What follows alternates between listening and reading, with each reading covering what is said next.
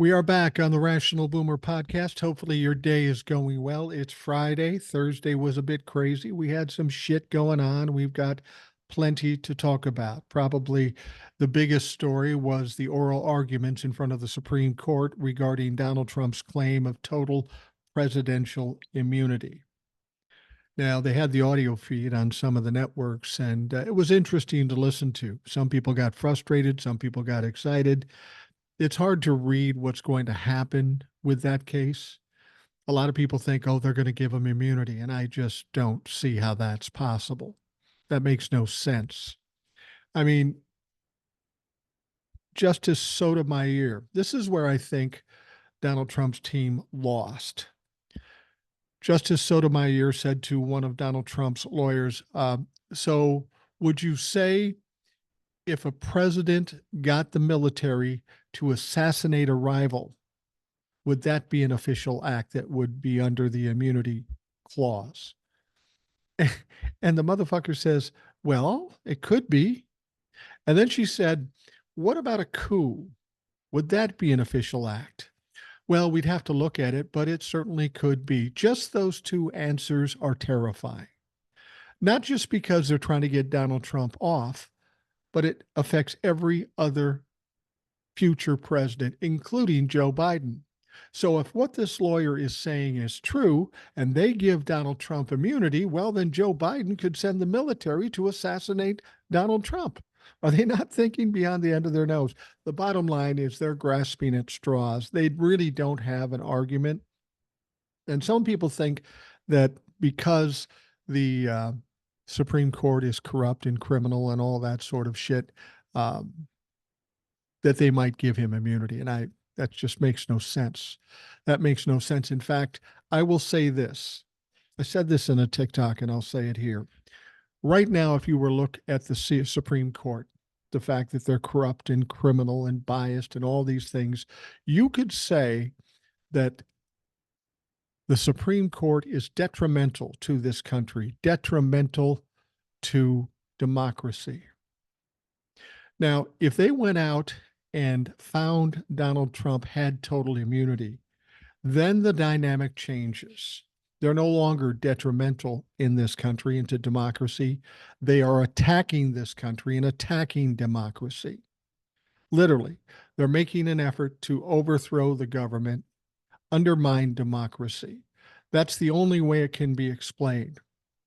There's a creator out there. His name is Hawk, and he said something that was interesting. He and I look at things the same way, but from different angles. When he heard that the Supreme Court hearing that went on, he only heard a little bit of it, and he was kind of disheartened by it. And he said something that I thought was very compelling. He said that apparently there are no institutions in this country that will save us. The only people that can save us is us. And what he was talking about in the election in November. Now, that's a little fatalistic for my taste, but I understand what he's saying, why he's saying it, and who knows, he could be fucking right. But the thing about it is, if they give Donald Trump immunity, we've got to look at this situation totally different, not worrying about, will we impeach them? Will we do this? We really need to go into fight mode. And I'm not talking physical fights or anything like this, but we need to be aggressive to somehow try to repair or replace or do something or stack the Supreme Court once Democrats get power after the November election. We've got to go after this, and we've got to go after this hard. We've got to codify Roe v. Wade, and we've got to go after the Supreme Court, because without a legitimate Supreme Court, we don't have a democracy. Whether they're attacking it or not, the fact that we have one leg of democracy not working, that's going to make it very shaky. So we've got to go after that. I think ultimately, and we're going to talk more about this. In fact, Old Soul's going to chime in from an email about it and thank her for being on the show last night. I think they're going to not give him immunity. That would be crazy to do. Some other people have said, well, they'll just send it back to the lower court to Judge Chutkan.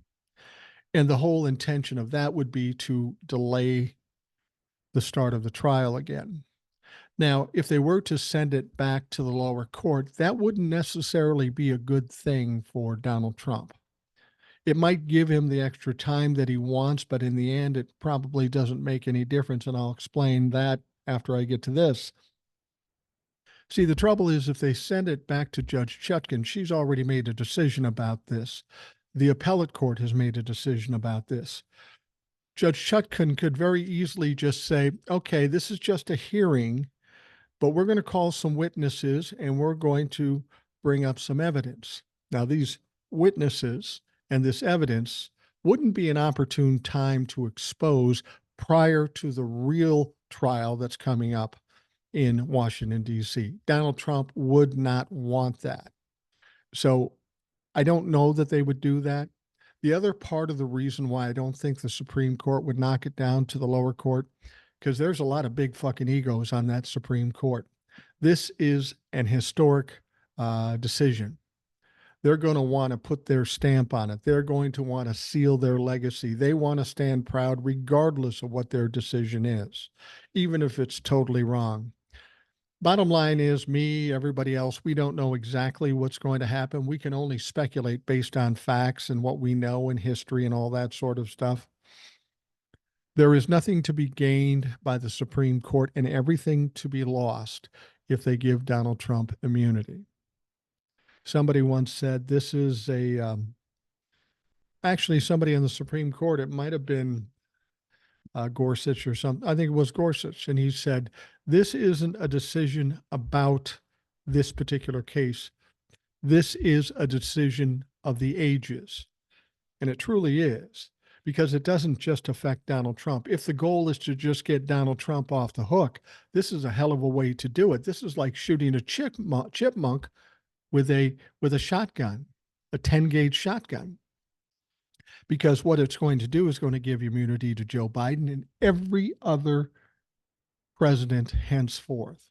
And as I said, once you do that and give them complete immunity, we don't have democracy anymore. Anybody wants to get somebody out, they just shoot them, or they take out a rivalry, or they fire or kick out Supreme Court justices or members of Congress. It would just create chaos, and nobody with a normal intelligence would do this. It makes no sense. Even if you don't care about yourself and you're not looking past the end of your nose, you got to be thinking about your kids. You got to be thinking about your grandkids. What are you going to leave them? And that's the problem with giving Donald Trump immunity. So I don't think in any way he is going to get immunity. I don't know what kind of dicking around will go on, but I don't think they're going to give him that immunity. Last thing I will say about this is that everybody's worried, and I've said this before, but I'm a repetitive motherfucker. Everybody's worried about what if the trial goes out past the election. And frankly, I'm not at least bit worried about it. We have one trial working now, the Manhattan District. Donald Trump will most certainly get convicted. He'll get convicted multiple times. And that is going to be enough to crush him emotionally, physically, and maybe put him in jail. So we don't need much more than that leading up to the election. Now, if the other three trials don't come till after the election, that's fine, because no way Donald Trump wins the election in November. And if he's got to face trial, and he will after the election, he may want that now because he thinks in his head, he's delusional that he's going to win and stop it all. Well, he's not going to win. And imagine this, 3 serious criminal cases against Donald Trump. He's no longer running for president. He is not the president. The Republican Party will have been done with him after there's a blue wave in November. He's of no use to them. So there's Donald Trump, an island unto himself, to fight alone against 3 major criminal trials. That's going to be unpleasant for Donald Trump and doesn't bode well for him. There is really no way out here. And if you're worried about delaying till after the election, don't. We've got the Manhattan District and we've got other things going on. There's going to be plenty to crush Donald Trump between now and November. And then when he loses the election, it's all but over. As I've said, those other trials are little more than dirt on an already dug grave. So we'll see what happens. Now, we have a number of emails and a lot of them discuss some of the things that happened today. We'll get to some news stories, but I think a lot of those will be talked about in the emails, so we'll be able to discuss those things. All right.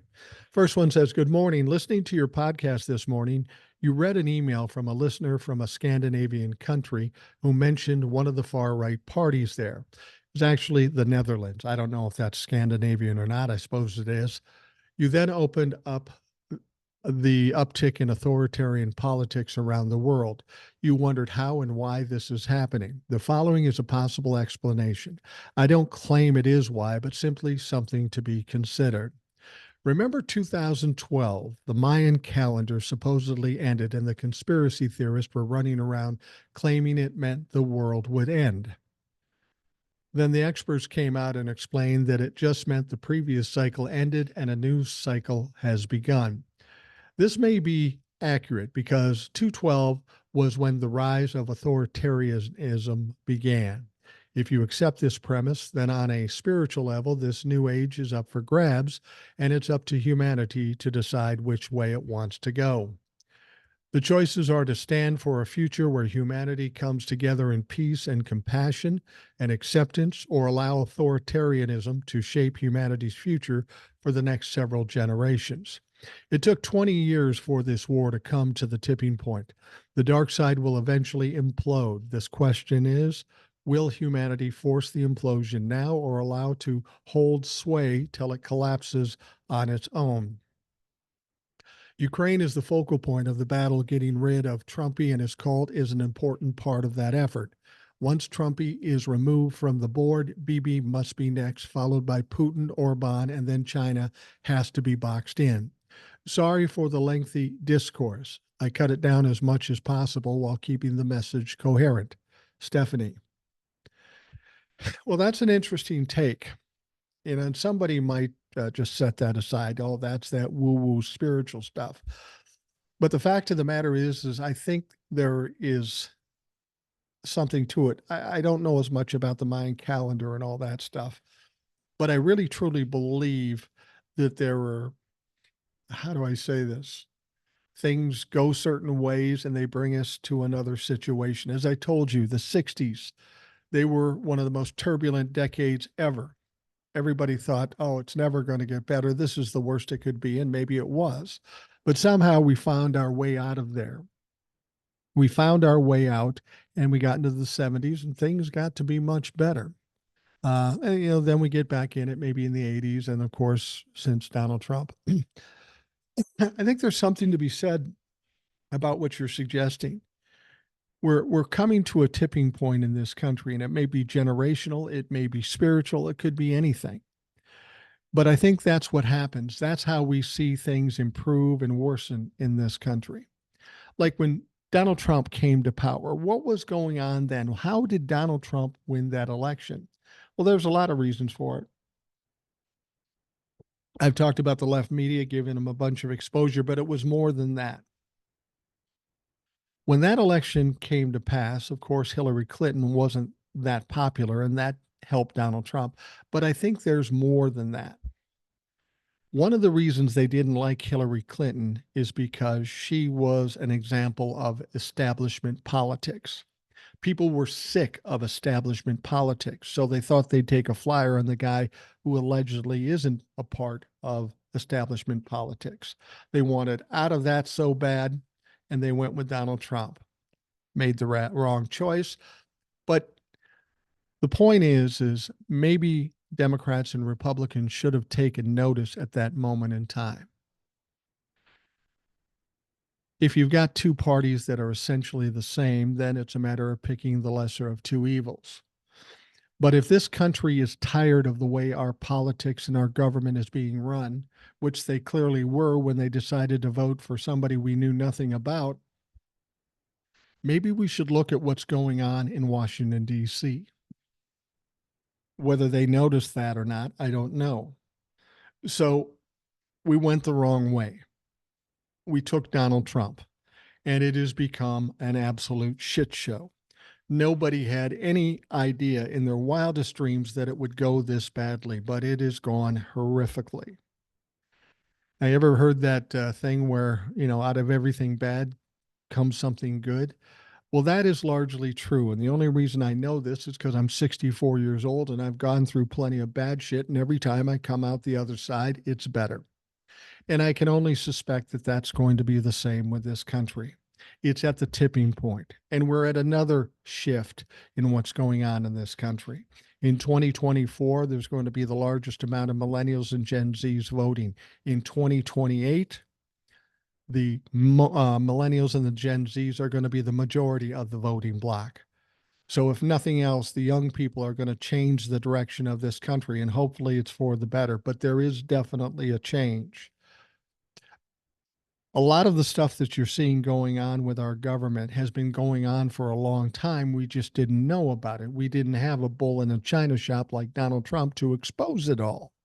But he has now, and we've seen it. We know what's up. So now we have to make the choice to fix it. And November, the election, will be that moment in time when this country has the opportunity to fix it.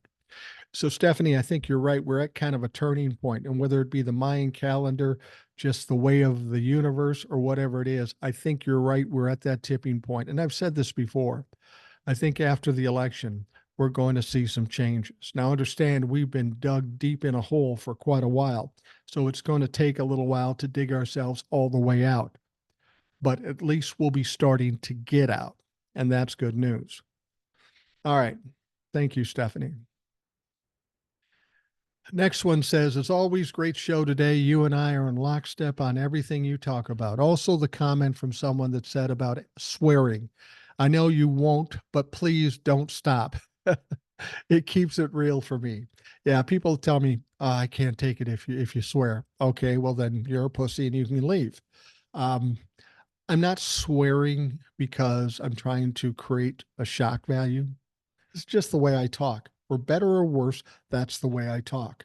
I personally don't see swearing as a big deal. It's simply words. It's a way to express yourself. And if you don't like that, that's your thing. Cool. Then don't listen.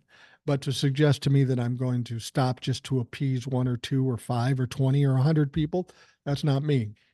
From the moment I started doing TikToks, I said I'm going to do it my way, for better, for worse, and just see where the chips fall. Unfortunately, to this point, they've all fallen my way for the most part. I'm sure I've lost some listeners, but that's not why I'm doing it. I'm not trying to gain a bunch of followers and make a bunch of money and become rich and famous. That wasn't the point of doing this.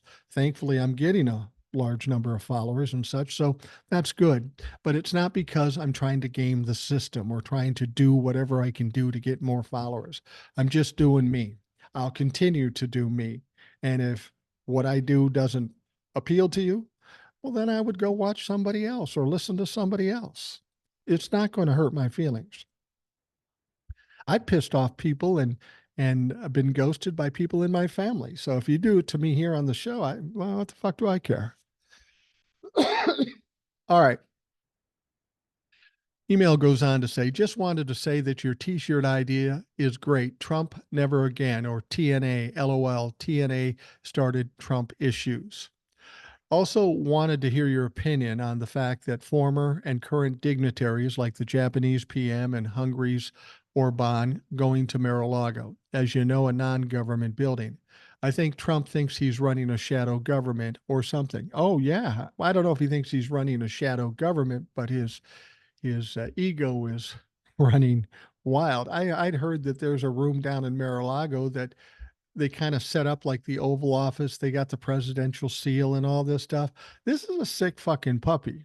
He needs a lot of stroking to continue in life. And that's why when he spends this time um, on trial, it's going to be an eye-opening experience because he isn't going to get the deference that he gets from the people who work for him or the friends around him or the Trump-fucks.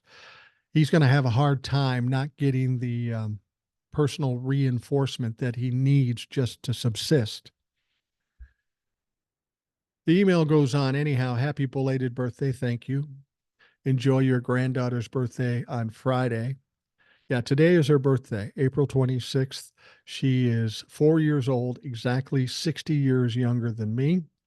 We're going to see her today on her birthday just briefly. And then on Sunday, we have a party here at our place in the party room with the pool and all that stuff.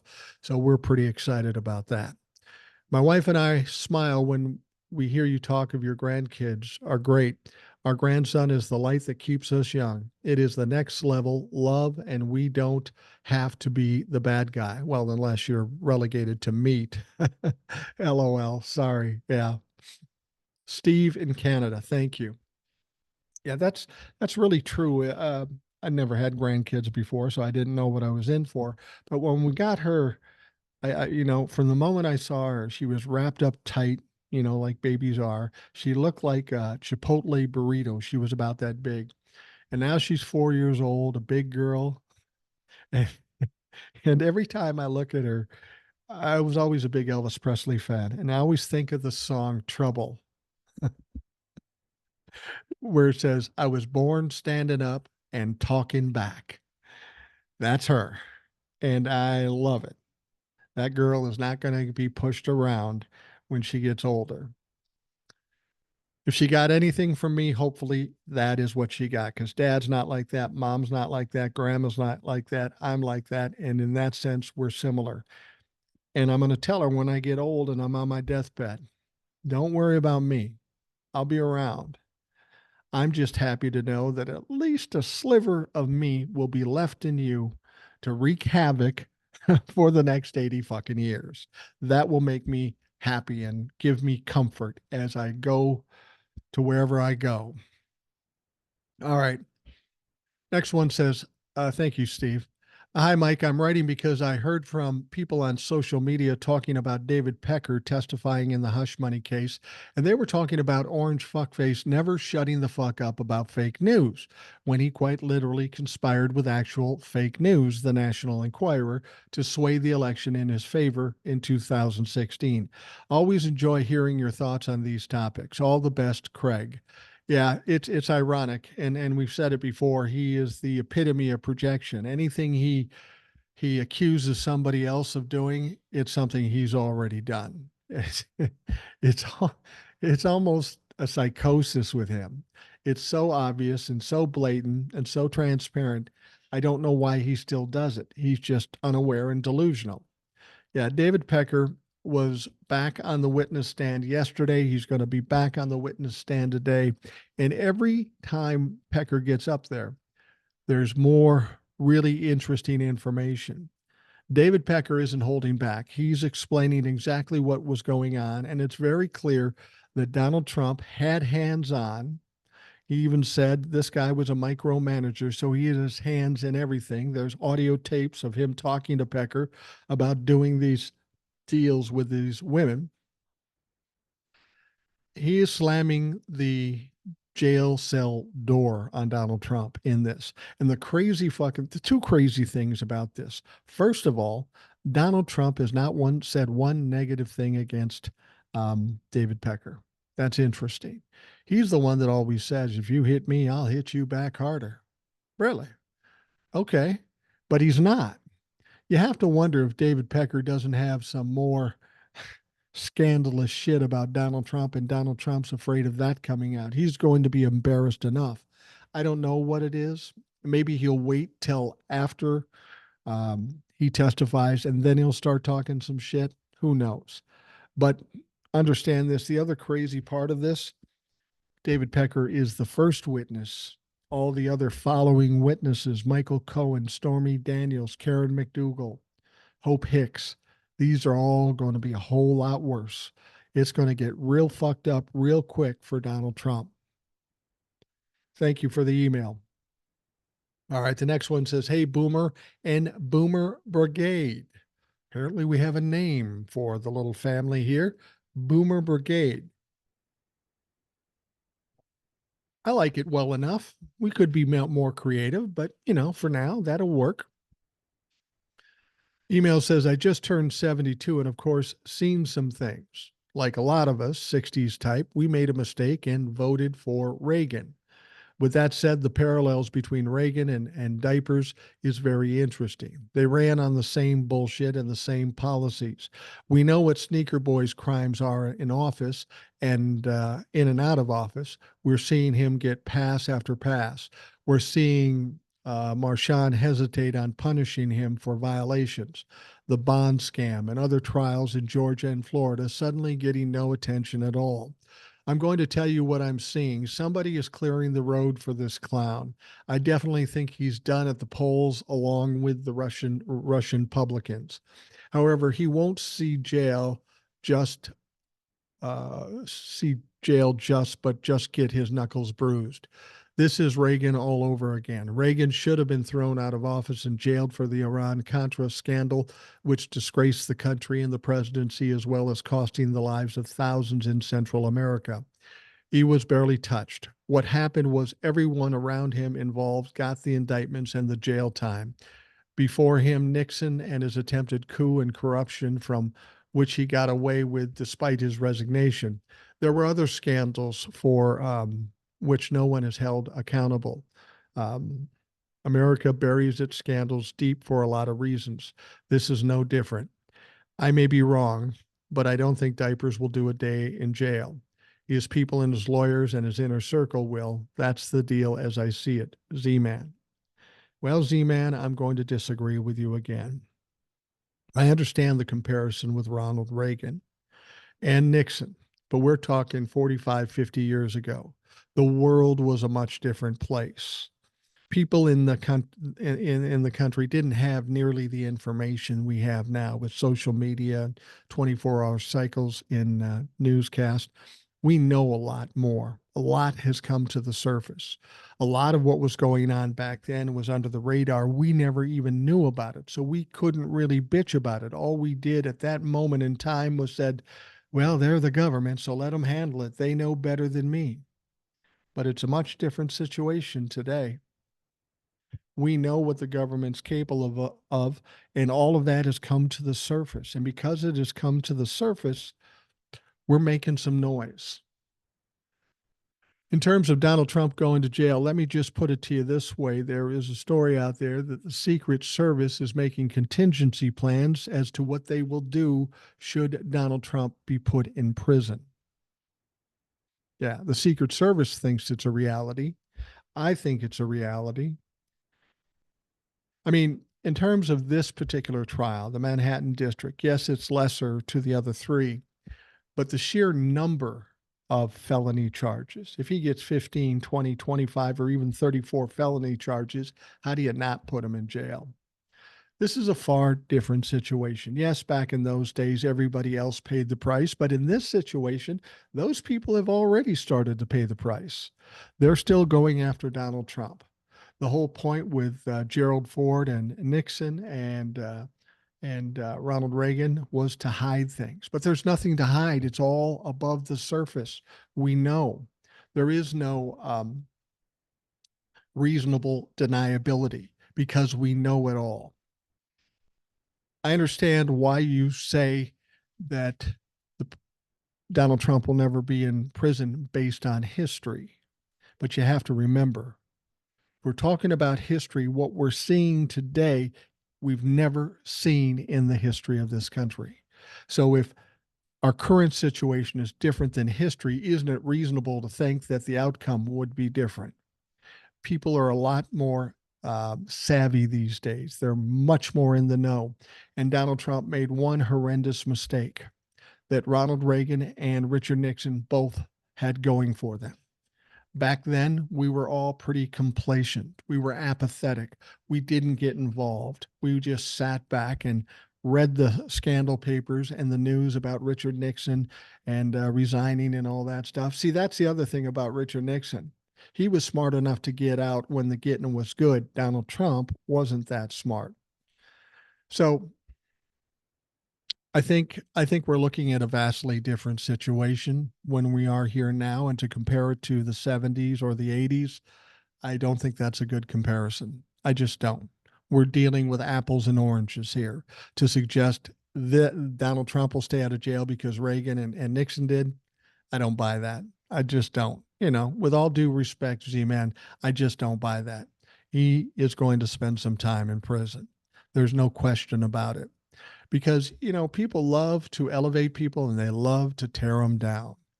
Donald Trump has been elevated for a long time, and now the crash is starting to come. And people are vicious and vindictive when they're tearing somebody down. All right, the next email. Hello, Mike. Just wanted to write about the podcast. I'm a bit younger than you, but I find that we think alike about Trump. I was listening to the podcast the other day when you had Old Soul on. She was talking about someone having a DNC done. That got me thinking about my late wife. She died right after the election in 2016 and before the overturning of Roe versus Wade. She had some health problems and had to have a complete hysterectomy, but she had to have a DNC procedure done. If she was alive and Roe versus Wade was overturned, my late wife would have passed away because of the lack of health care for her problem. Hope you have a great day, Scott. Well, Scott, I'm sorry about the passing of your wife. I know that's got to be incredibly difficult, but you make a good point. And that's the point that Old Soul makes. It's not just the opinion. I'm for abortions. I'm against abortions. That's not the point. The point, there are people that are involved and are affected by this situation. There are women becoming ill and struggling and straining, and women dying and children dying. That is a horrific thing. And to put young women in that position is just fucking barbaric, draconian, if you will. And that's got to be changed. That's got to be changed. If you have any women in your life, you got to feel, and you're a man, you've got to feel the empathy for this situation. It's just cannot stand. It cannot be. We've got to fix this situation. This is evangelicals and radical right, religious right fucks going rogue, becoming unhinged. They can't stop from being draconian about this shit. They don't care about people. They don't even care about abortion. They just want to own the libtards and they want to win no matter who pays the price. And that's what we've got to stop. All right. We're going to take a quick break and we will be right back.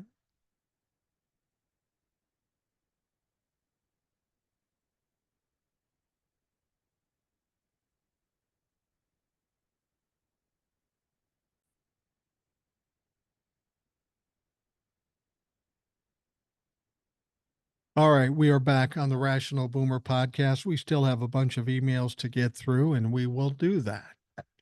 Next one says, Problem Child here again. Thanks for being the calm part of my day. I listen to you at the start of most days just to lower my blood pressure. I'm sorry, but I must practice being as optimistic as you are. You just take the sting out of my lack of patience with these MAGA knots. Not unlike you, I have an 11-year-old grandson that I'm forced to take the rap for his potty mouth. It's not true. The thing is, they can't put the rap on me because I never swear around here. Ever, ever. Would never do that. So they'd love to blame me, but they can't. He does love profanity, though. Who fucking doesn't? At the age of 10, he had fears of where Putin was going next. In fact, a year ago, he told me that Putin would go into Poland next. How does a fucking 10-year-old know this? He is a unique child with an abundance of knowledge about war, both past and present. I'm in the fall of my life now, and thank God I won't be around long enough for any reason we should lose this next election. My fears are for my grandchildren. I want them to have what we had, only better. An 11-year-old should not be stressed about the things happening today. He says he should pay more attention to our northern border at Alaska and learn to think differently about our southern border. He's 10. He's quite the little man. Someone else recently posted something about that as well. Don't know, can't say, but we cannot be complacent. It's okay to be optimistic, but for the sake of our grands, we must win this fight.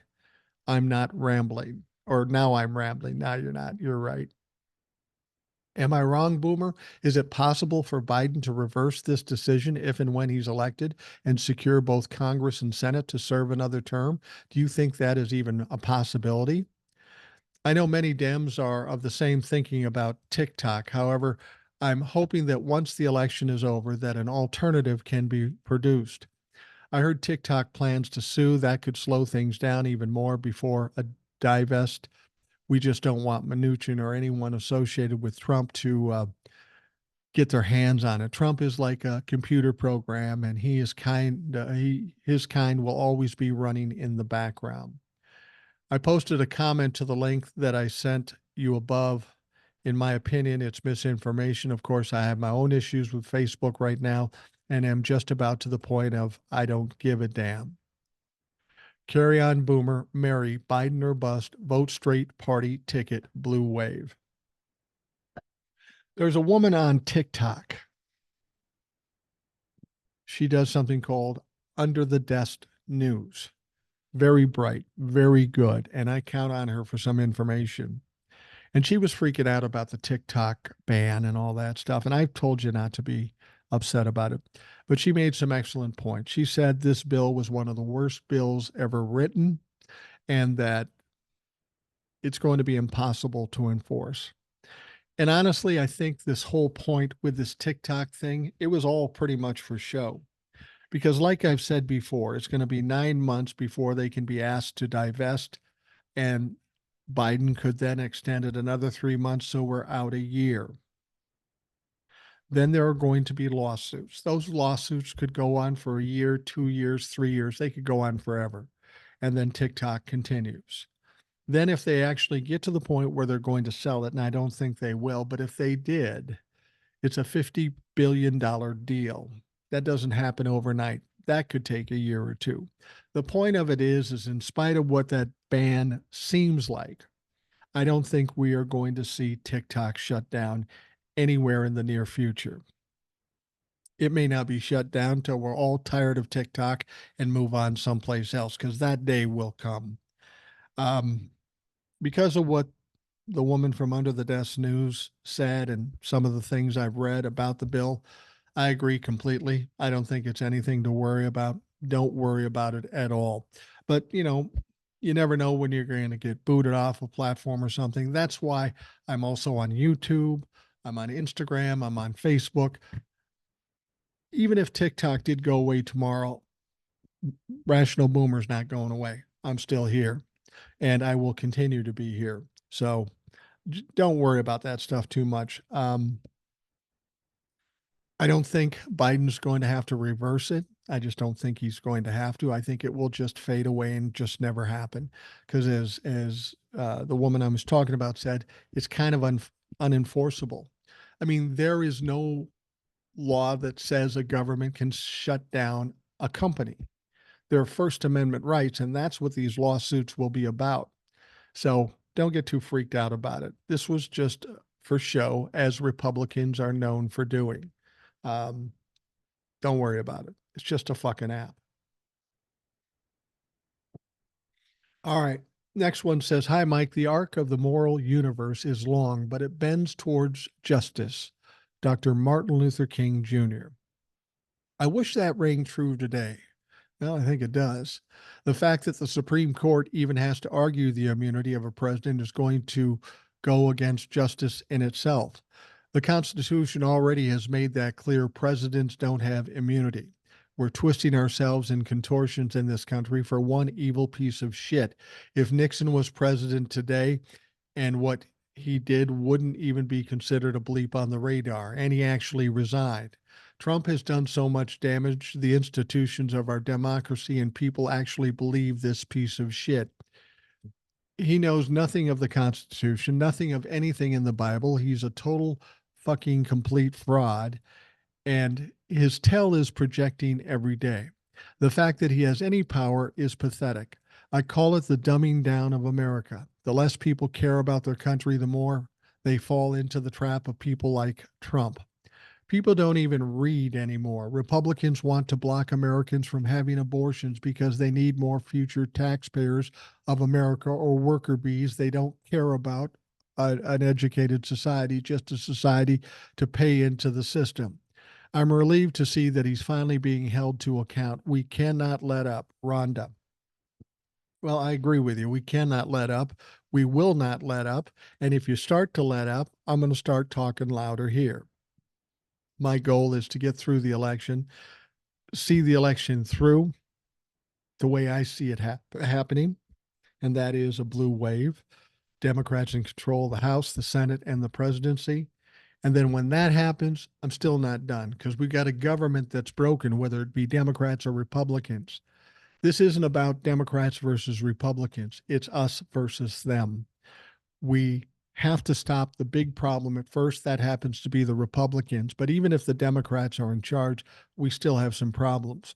We, the people, are not being treated properly or being served properly, and we have to fix that. That's why the fight has to continue. And I think this puts us in a good situation. For decades, we've been apathetic. Now we're woken, they've woken the sleeping giant. Now we got to keep the sleeping giant up and keep them pounding on the people that are supposed to be working for us and are not ruling over us. We've got to change that whole scenario for both sides, and we will. We're headed in the right direction. All right. Thank you, Rhonda. Next one. Hi, Mike. I appreciate your daily updates through your podcast. For what it's worth, I completely love the language choices you share. Your F-bombs are perfectly placed, and they make me laugh all the time. I do my share of swearing, but know how to rein it in when I have to be professional and respectful in my speech. I'm sure you do as well. However, when we're sharing our complete and utter displeasures with the certain awful human beings, all bets are off. Your F-bombs are well deserved. And you're right, I can do it. I spent 40 or 35 years in radio, and I can't swear on the radio. I've always sworn this much, but can turn it off when the mic is on, when I'm on the radio. I don't do it here. I don't hold myself back here because this is my show. I'll do what the fuck I want, and there's nobody in a suit to tell me I can't.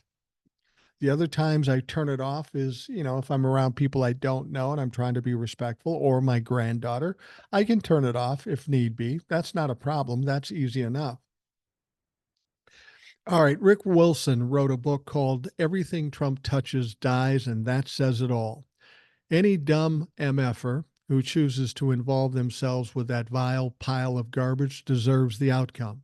He ran his casinos, his meat company, his university, his vino company, his every damn business into the ground, and he's driving the Republican Party into the ground. Big effing surprise. Thank you for all you do, Rational Boomer. Hope your June has a wonderful birthday. Maybe you should lie and tell her some lions are vegetarian. She ain't buying it. She knows she's smarter than me already. Bess Gabrielle, Buffalo, New York. Well, thank you, Gabrielle. I appreciate it immensely. We will have fun with little Junie today and on Sunday. Get to see her 3 times this week. We babysat on Tuesday, we see her today, and then we see her on Sunday. That's a good week in my estimation. All right, the next email. Hi, Mike. The orange-faced fascist is living on his creek, which is named Diet Coke with no caffeine, and he usually falls asleep by the time the judge starts the trial. He'll sleep until 11 a.m. every day.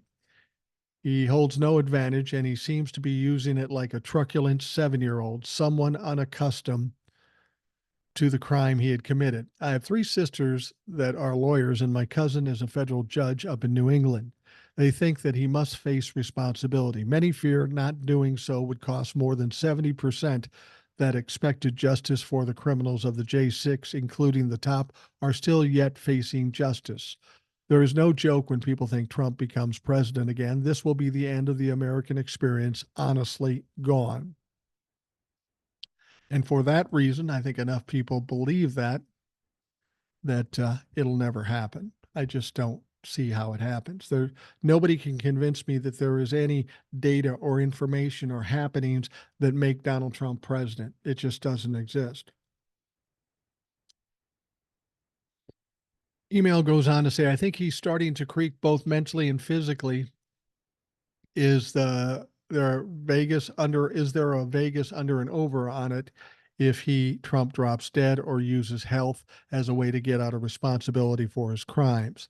A president so corrupt that the JOD will have to build a special lockdown. I think she meant DOJ.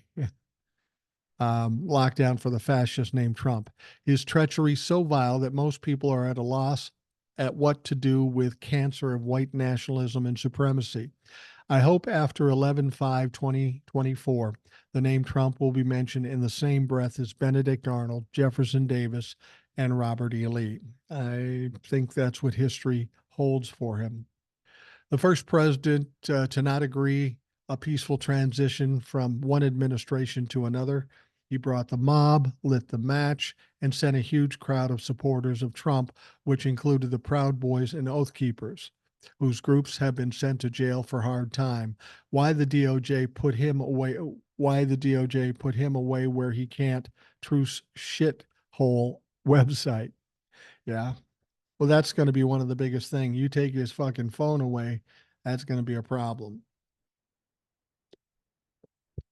I think if Trump is not held to account for J6 and documents held at Mar-a-Lago, lock him up in Rikers Island for at the days, and he'll shit and defile himself. I would love to share my take on Ukraine and Trump and the Democrats and the gap between centrist Dems and more progressive and radical and left politicians. I'm a 60-year-old college BA in history graduate, earned 4/1/2024. I'm going to apply for a master's in WW2 studies from Arizona State University.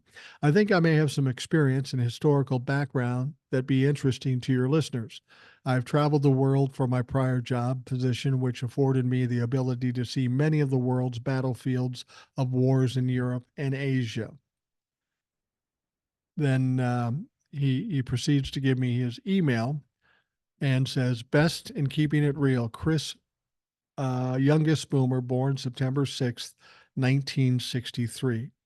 64 is the cutoff date, so you probably are the youngest boomer. But Chris, I'll tell you this. Don't send me your email. That's not how it works here. You know my email. When you want to come on, when you're ready, you send me an email and I'll put you on. We'll do that. We'll set up a time when it's convenient for both of us, and then I'll put you on. But I don't make a list and make calls out to get people on the show. I don't know what your schedules are or when you're available.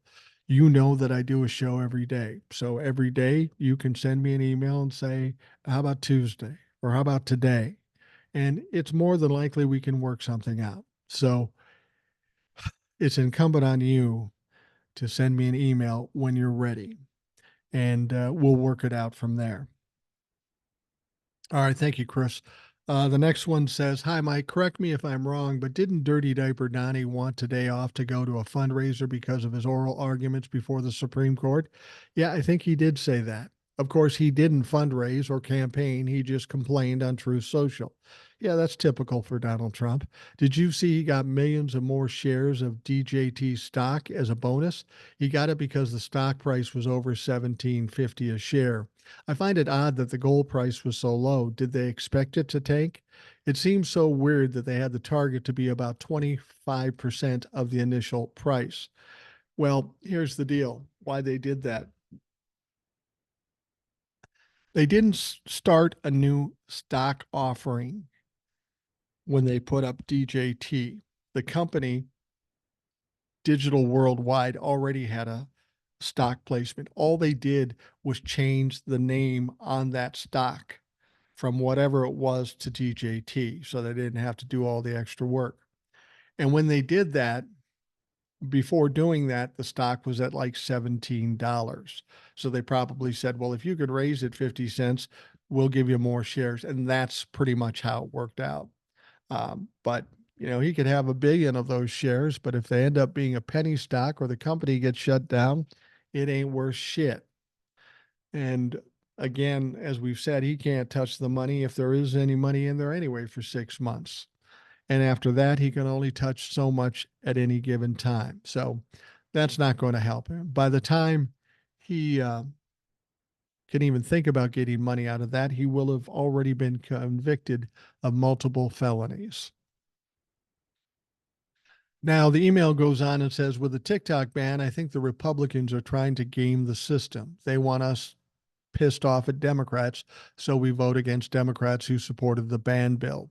We need to look at the big picture and give Democrats a chance to reverse the ban. I think Democrats only supported the ban to get the funding done and plan to reverse it later. Yeah, I think so. Hawk on TikTok said he doesn't expect it to stand in court. On top of the First Amendment issue with speech and press, he suggested that the Commerce Clause could also be used to toss this ban out. Thanks, Eric. Yeah, I don't disagree with you. I'm not even really worried about it. I don't think it's going to happen. The Republicans will do anything they can to try to stain Joe Biden or the Democrats. Nothing has worked up to this point. Every time they try something, it fails miserably, and this one will too. With there people out there like me and the lady from Under the Desk News, it's one of those things that people will be real excited at first, and then when they see nothing happening, it'll just go by the wayside. It'll be another worthless attempt by the Republicans. Hi, Boomer. You, an old soul, talked about emails from God, and I suggested that maybe Garage Door Jeff. Who do we know? Maybe he's God. He says, if I was God, I would not have spent 35 years on an annual sales quota, which rounds a man's shoulder like a river smooths the stones. I also would have bought Bitcoin 10 years ago. And since I brought it into this world, would understand just what the fuck it actually is. And I'd be on a better domain than AOL and would understand why millennials laugh at me for that. In all seriousness, the chances of me suddenly converting went from 5% to absolute zero when I watched them embrace Trump. So, yeah, mere mortal here planning to return to dust. Best Garage Door Jeff, and of course, a PS. A son shall be delivered unto you, and he will unleash upon the world a staccato of sound that will bring smiles to the people in the market. But to the evil ones, the sound shall be as shards of glass and locusts being driven into their ears, and they will scream out, and we shall know them and punish them with more.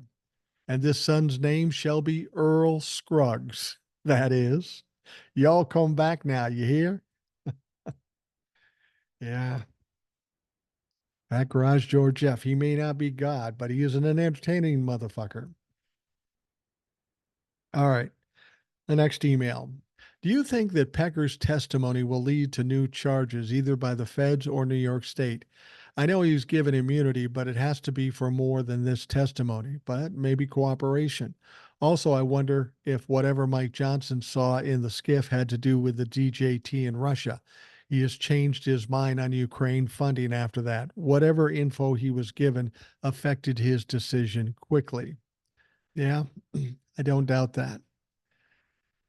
And this post was on the podcast page, and then there was a second one from the same person. He says, "Hey again, Boomer. When will the leaders of the RNC, McConnell and Graham, finally take control again? 41 plus reps retiring. Now Comer is probably leaving.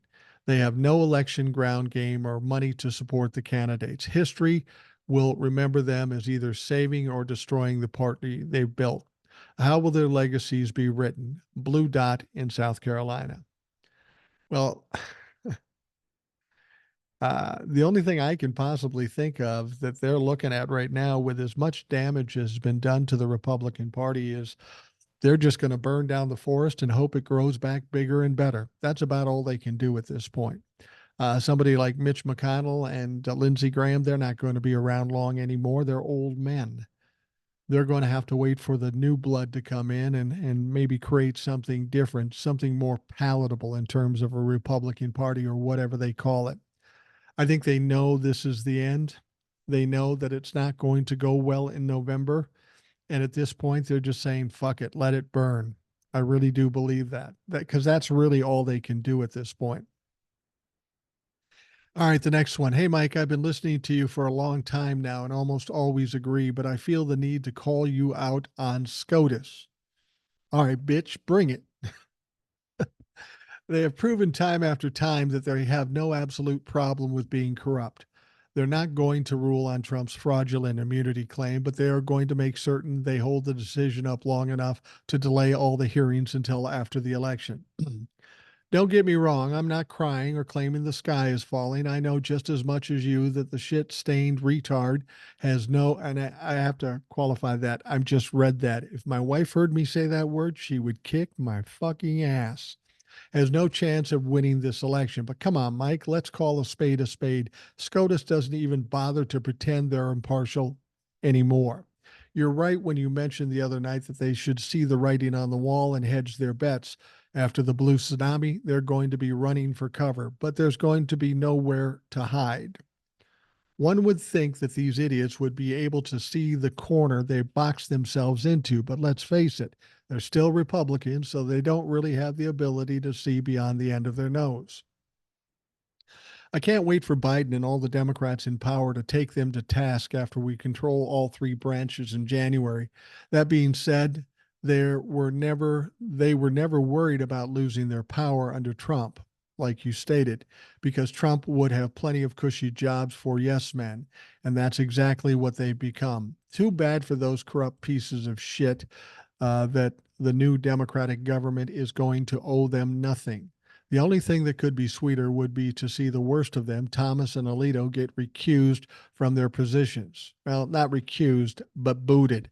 That's probably wishful thinking, though. Take care, Paul. Yeah, I mean, the Supreme Court is a serious problem. It's a problem we need to deal with. It has to be done. If we hope for the democracy to continue and this experiment to continue and flourish, the Supreme Court needs to be fixed. And I hope against hope that once they win back power in all branches, the Democrats understand the urgency needed in dealing with that situation just as much as codifying Roe v. Wade, and they go in and do whatever it is they can to straighten some shit out, whether it be stacking it or impeaching or burning the fucker down and starting over. I don't know. I feel sorry for somebody like Ketanji Brown because she's good and she's tied to the shit show of a Supreme Court. This poor woman, as good as she is going to be forever tied to the worst Supreme Court in the history of this country. All right, the next one says, I think Biden's campaign anti-Trump narrative is a winning one. Running on that narrative is a slam dunk. I agree. However, I also think the narrative is changing very quickly to a Gaza anti-Zionist narrative. Agree or disagree, if this narrative sticks around, though, the summer, and I see no evidence of things cooling down anytime soon, I have to believe he's in real trouble and very well may lose the election. That's what my feelers tell me. Your thoughts? Well, Joshua, with all due respect, I think you're absolutely wrong. Explain to me, Joshua. We're hearing about how big a deal this is with young people with regards to Israel and Gaza. Where's that information coming from? We know Trump-la-fucks like to hype things up, you know? They like to put things in the narrative so much and so constantly that people start to believe it, especially Democrats. But let me make this comparison for you. Do you really think millennials and Gen Zs are more concerned about what's going on in Israel and in Gaza than they are about overturning Roe v. Wade? Do you think these young people would sacrifice their own health and welfare, their reproductive health and welfare, to support Israel? Come on, think about it. That's fucking ridiculous. People are going to take care of themselves at first. What you're hearing about Israel and the young people doing it, sure, there are people upset with it, but when it comes down to making the choice, I said this on the show recently to somebody, or maybe I did, maybe I said it on the show. It's like this. Say you have to have a choice to have some infirmity. Do you want a sprained ankle or do you want Ebola? That's the choice here. You may not like Joe Biden. You may not like his stance on Israel, but that's a sprained ankle. The whole overturning Roe v. Wade and women suffering through these draconian fucking laws, that's Ebola. when it comes down to it, when the tire hits the road, who do you think they're going to vote for? They're going to vote the way against their own best interest? I don't think so. I just don't think so. It doesn't make any sense. There's no logic to that thought process. It's real easy to hear what's going on in the narrative. And if you get caught up in your emotions and you get caught up in your fear, sure, you might believe that. People want to believe that there's something horrible around the corner. When is the next shoe going to drop? And I'm telling you this, if you want to win on anything, you better plan on winning and better believe you can win. If you can't, you probably won't. I'm looking at logic and common sense here. Which issue is more important to the young people of this country? It isn't a hard choice. And when it comes down to it, that will be the choice. And because that is the choice, um, they'll choose Biden.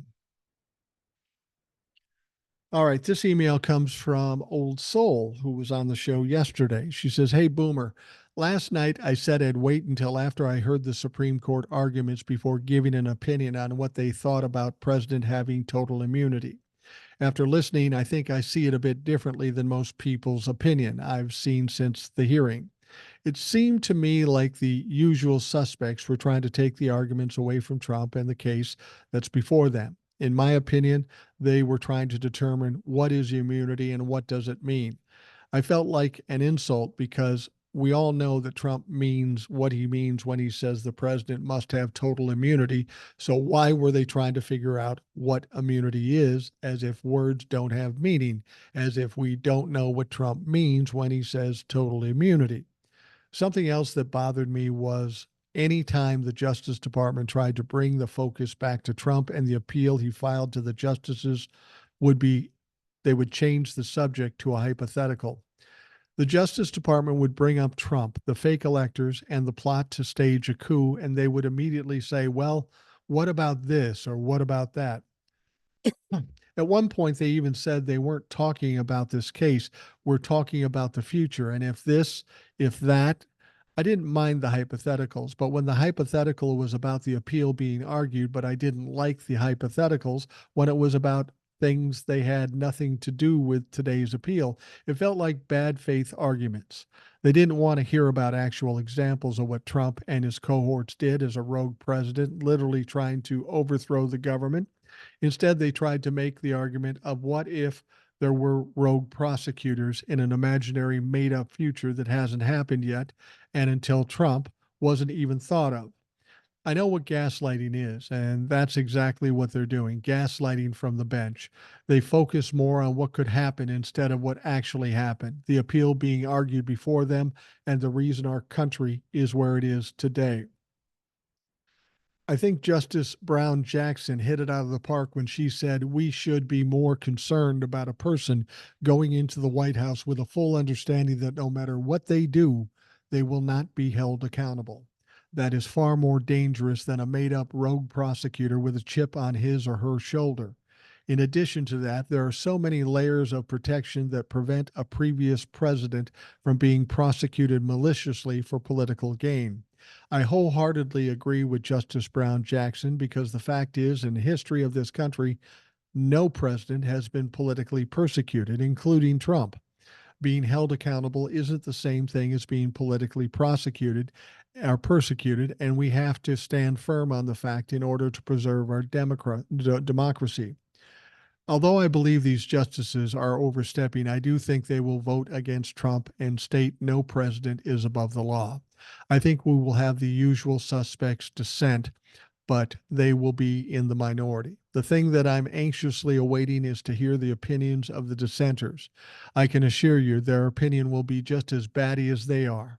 In a video you made earlier, you stated a creator said, we have to save ourselves. That's true, but I would also like to add that we have to save ourselves and those who count on us to do the right thing.